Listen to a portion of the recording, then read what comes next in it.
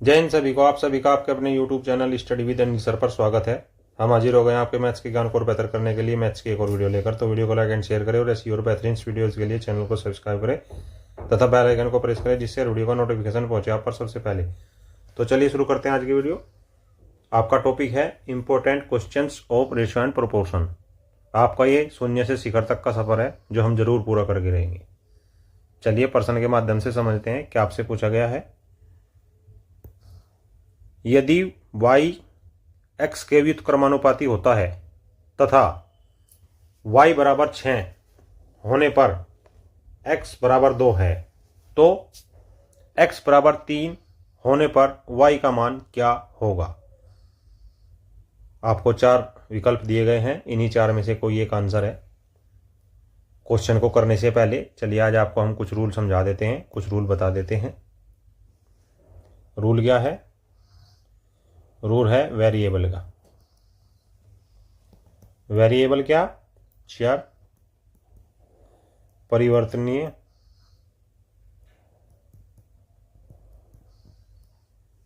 या अस्थिर।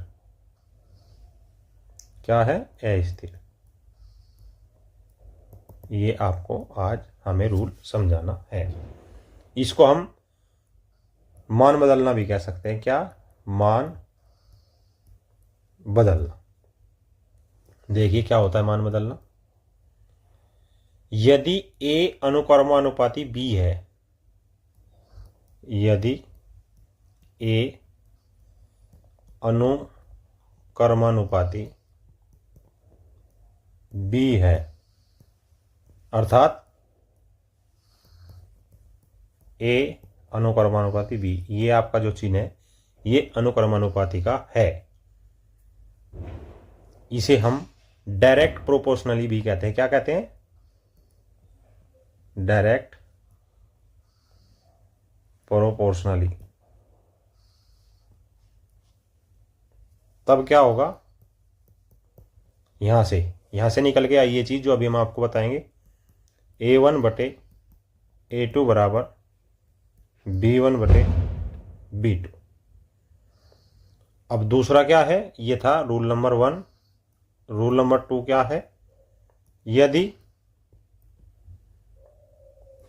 a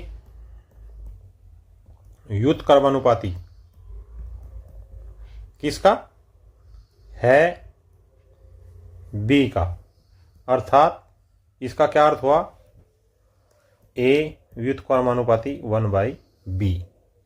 इसको हम इनडायरेक्ट प्रोपोर्शनली या इनवर्स प्रोपोर्शनली भी बोलते हैं। इनडायरेक्ट प्रोपोर्शनली या इनवर्स प्रोपोर्शनली भी कहते हैं। तब क्या होगा? तब a1 बटे a2 बराबर इनडायरेक्ट प्रोपोर्शनली है ना, इनवर्स। अर्थात यहां पर क्या आएगा? b2 ऊपर आएगा और b1 नीचे आएगा। ये आपके 2 रूल हो गए। आगे बताते हैं आगे आपको क्या करना है, क्योंकि आज जो प्रश्न आपके लिए गए हैं वो इन्हीं से संबंधित आपके आज प्रश्न लिए गए हैं। चलिए आगे कुछ और बताते हैं आपको। क्या है? यदि a b के अनुक्रमानुपाती और c के व्युत्क्रमानुपाती है। क्या बताया इसने? यदि a b के अनुक्रमानुपाती है और c के व्युत्क्रमानुपाती है तब क्या होगा? a b के अनुक्रमानुपाती और c के व्युत्क्रमानुपाती अर्थात c नीचे b ऊपर। तब क्या निकाला हमने? a1 बटे a2 बराबर b1 बटे b2 बराबर c2 बटे c1। क्योंकि व्युत्क्रमानुपाती ऊपर चला जाएगा ना, यहां पर a2 नीचे है b2 नीचे, अर्थात ये इसके अनुक्रमानुपाती है। परंतु a2 में यहां c1 है तो ये इसके व्युत्क्रमानुपाती है। एक और समझिए क्या दिया है। ए बी के वर्गमूल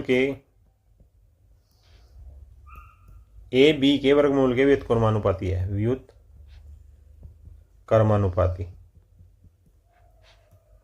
है, तब इसको क्या बोलते हैं? इनवर्सली प्रोपोर्शनल नहीं, अर्थात ए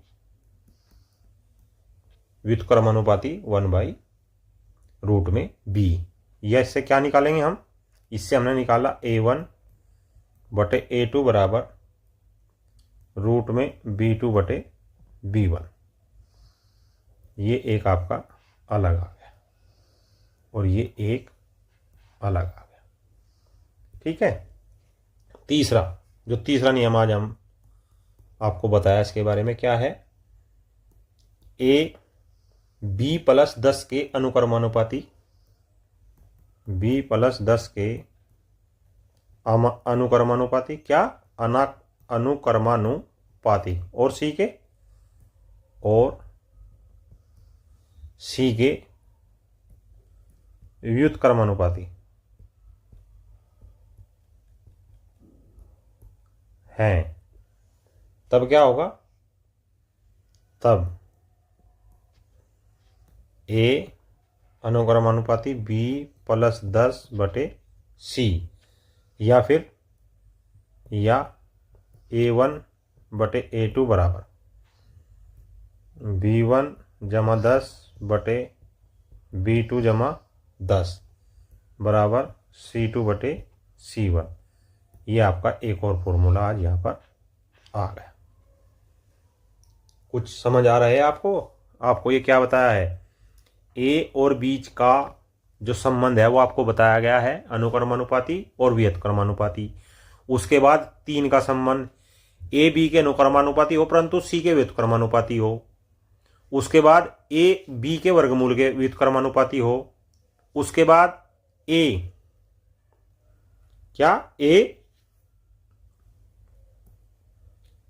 आपका बी में कुछ एचर जुड़ा हुआ है, जैसे 10 एचर है, इसका मान 10 ही रहता है।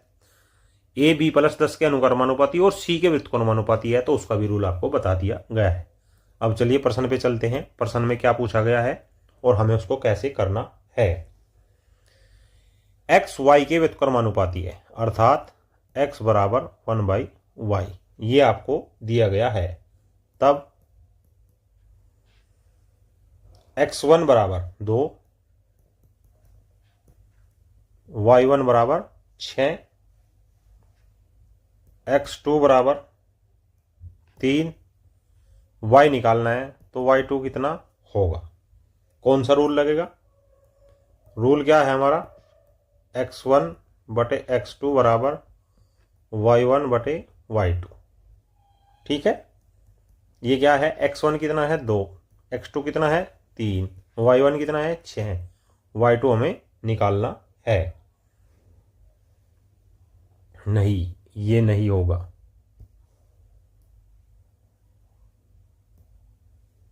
यहां पर है व्युत्क्रमानुपाती, अर्थात y2 ऊपर y1 नीचे। x1 क्या होगा? 2, x2 होगा 3, y2 हमें निकालना है, y1 होगा आपका 6। अब इस समीकरण से क्या करेंगे? इस y की यहाँ पर और इस 6 की यहाँ पर, तो 3 गुना y2 बराबर 2 गुना 6, या y2 बराबर 2 गुना 6/3, 3 दूनी 6, अर्थात 2 गुना 2 बराबर 4। यही आपका अभिष्ट आंसर होगा। एक बार और देखिए हमने क्या किया। एक्स वाई के व्युत्क्रमानुपाती है, लिख लिया। x1 का मान दिया है, y1 का मान दिया है। क्या कहा कि y बराबर 6 होने पर x बराबर 2 है, तो x बराबर 3 होने पर y का मान ज्ञात कीजिए। तो x1 बराबर 2, y1 बराबर 6, x2 बराबर 3, y2 हमें निकालना है। रूल x1/x2 बराबर y2/y1 कब लगता है? ये रूल जब a b के व्युत्क्रमानुपाती हो। ठीक है, हमने मान रखा और हमने अपना प्रश्न हल कर लिया। अगले प्रश्न पे चलते हैं। क्या है? यदि m n² + 3 के रूप में व्युत्क्रमानुपाती होता है तथा n बराबर 3 होने पर m बराबर 3 है तो n स्क्वायर बराबर 69 या 69 होने पर m का मान क्या होगा। 4 विकल्प दिए गए हैं, उन्हीं में से आपको एक आंसर बताना है। तो चलिए शुरुआत करते हैं प्रश्न की। क्या दिया है? क्या दिया है? m1 बराबर 3,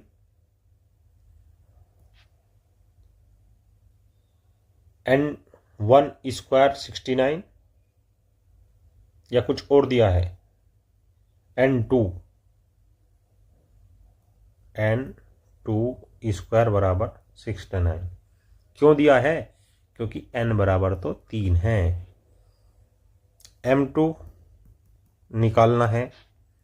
n1 किस रूप में दिया है? 3 के। किस रूप में दिया है? 3 के रूप में दिया है। कहाँ? प्रश्न में। तथा n बराबर 3 होने पर m बराबर 3 है। ठीक है, और ये n2 स्क्वायर है तो ये 69 है। अब हमें क्या ज्ञात करना है? m का मान।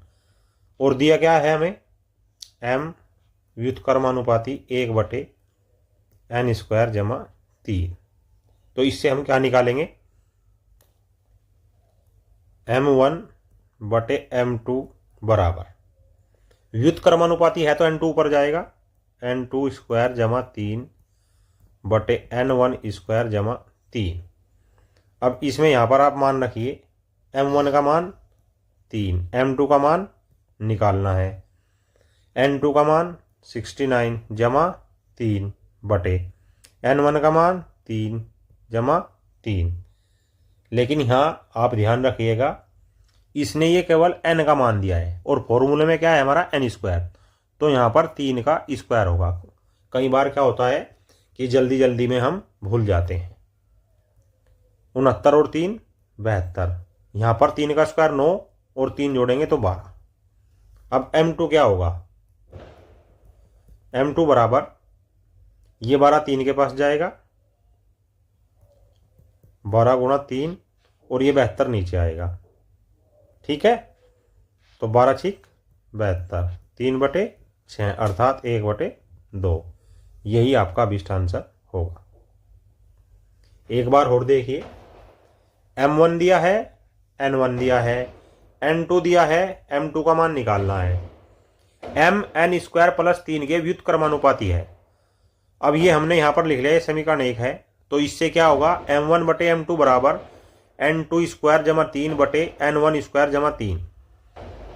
अब हमने इस समीकरण में मान रखा m1 का 3, n2 स्क्वायर का 69 और n1 का मान 3, लेकिन उसका हमें वर्ग करना है जो 72/12 आ गया समीकरण 16 की, और हमारा m2 का मान 1/2 आ गया। अगले प्रश्न पे चलते हैं। क्या पूछा गया है?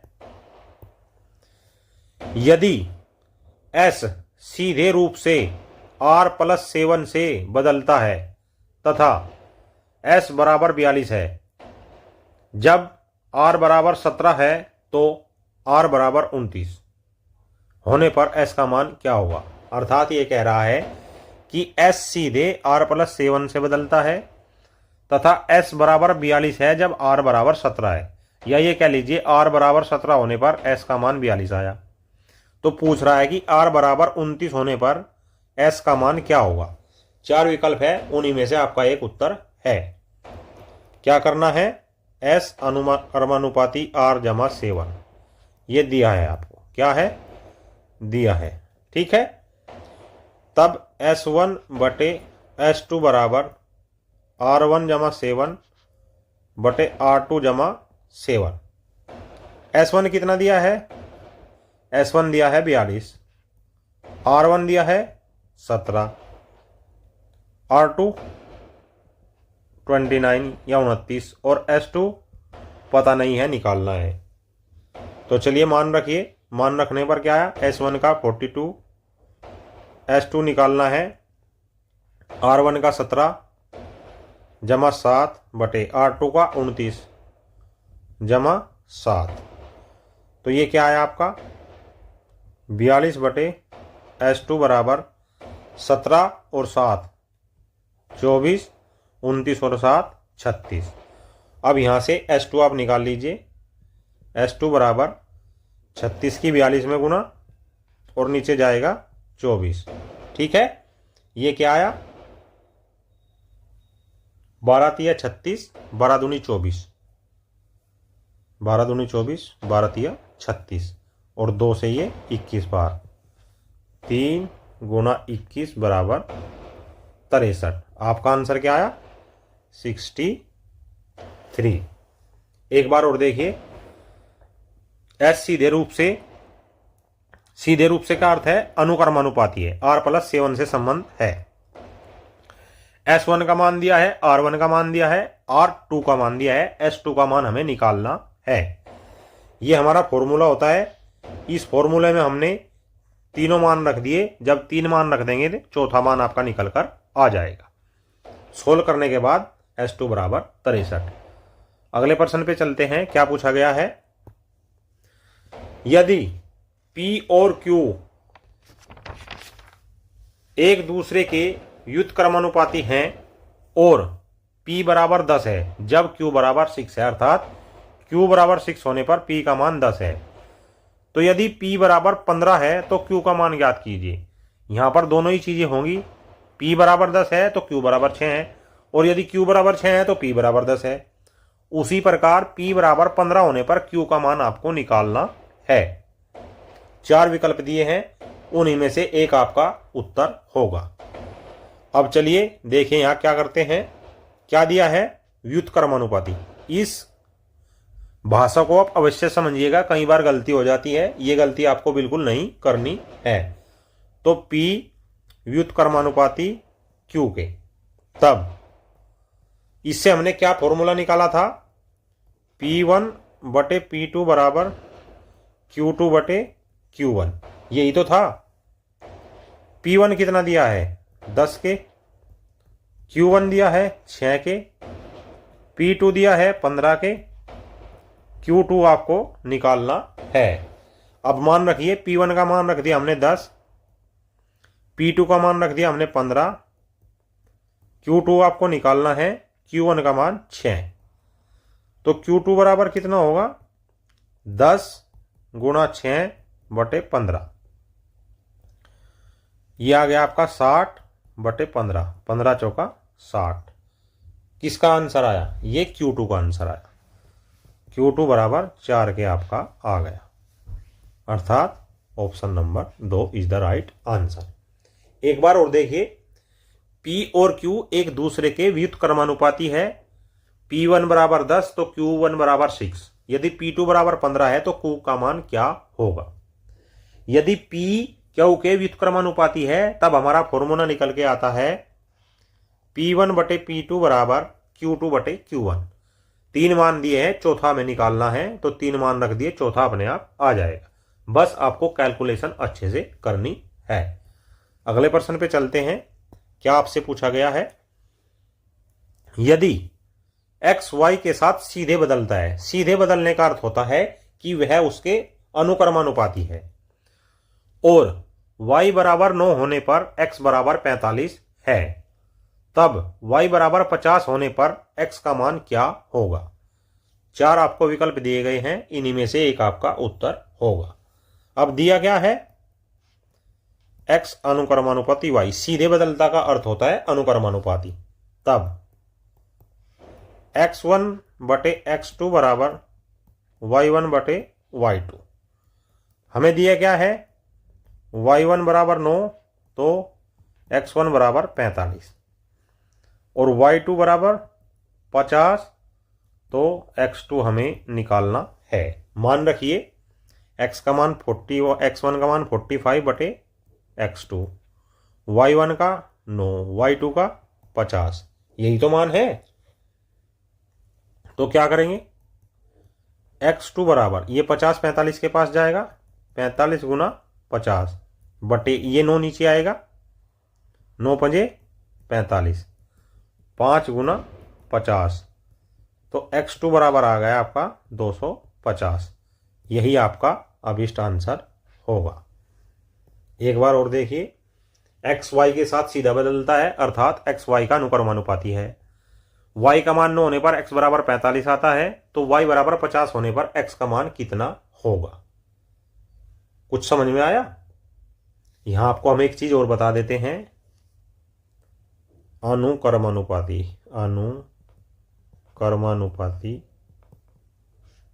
होने पर क्या होता है? अनुक्रमानुपाती होने पर x1 y2 बराबर x2 y1। कभी बताओ सर जी ने ये नहीं बताया था, ये भी एक इससे नियम फॉर्मूला निकल कर आता है। अगले प्रश्न पर चलिए।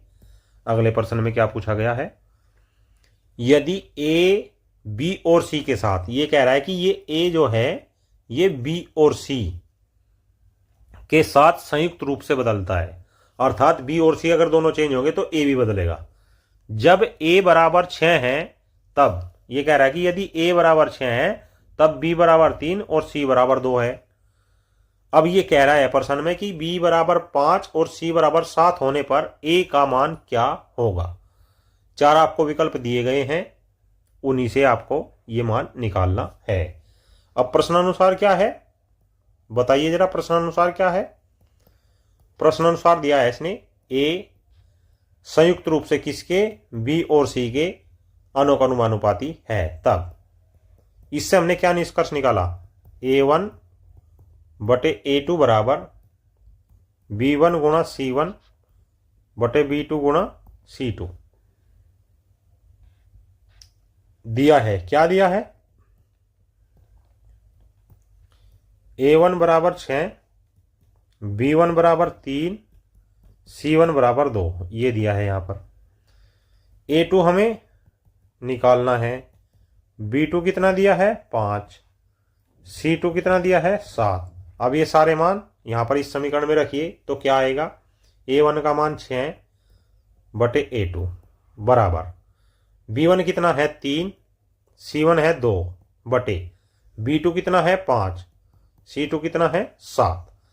इसको जब हल करेंगे तो a2, ये तीनों की गुणा होगी 5 गुणा 6 गुणा 7 बटे 3 गुणा 2, 3 गुणा 2, 3 दूनी 6, 6 तो 7 पंजे 35।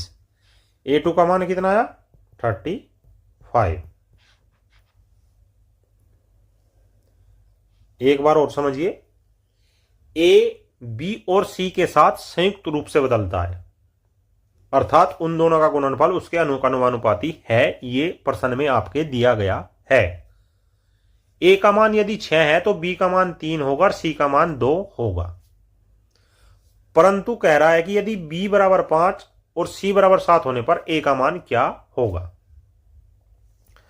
यदि a अनुक्रमानुपाती b गुणा c के है तब यहां से फॉर्मूला बनकर आएगा ये वाला, a1 बटे a2 बराबर b1 इंटू c1 बटे b2 इंटू c2।